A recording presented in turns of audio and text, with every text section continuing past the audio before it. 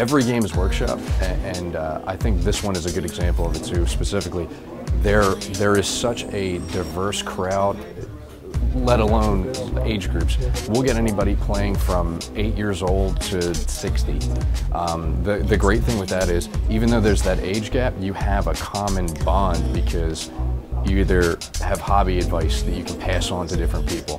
I've seen 12-year-olds give 45-year-olds painting advice, and it's really, really good to see that. It plays a big part in just being real, like talking to real people. There's different games and things you can play, over the internet or computers, but there is something about this that it's just, because it's real and in person, it's very much more about, rapport and talking to people and meeting people.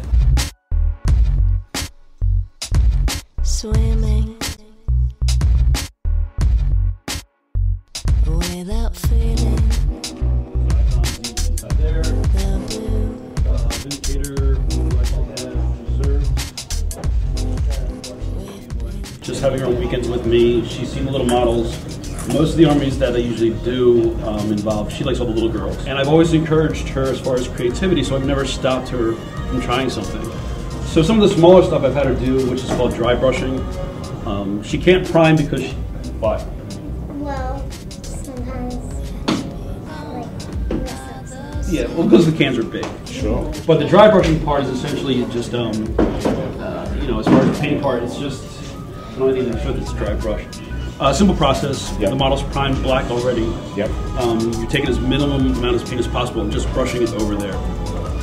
So a lot of the metals that are done on the army itself is what this particular army she's actually already done. She painted those. Yes.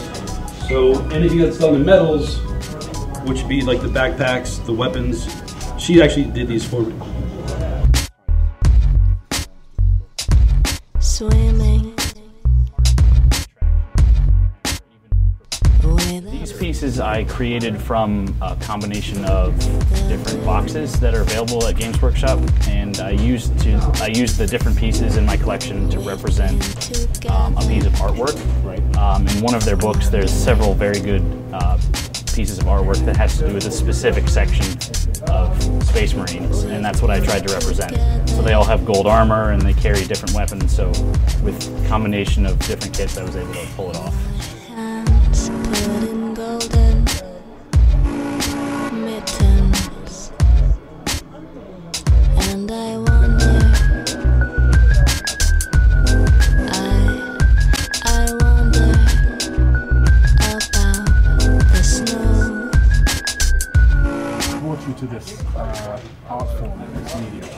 I've always liked role-playing, and I really liked the fantasy setting, like medieval and like magic and everything. So one day my friend called me up and he said, I heard about this new place called Games Workshop. You want to come down and take a look at it with me? So I went down with them the next day, and the guys that worked here, they showed me a demo game, and I really liked it. So I decided to, start playing it.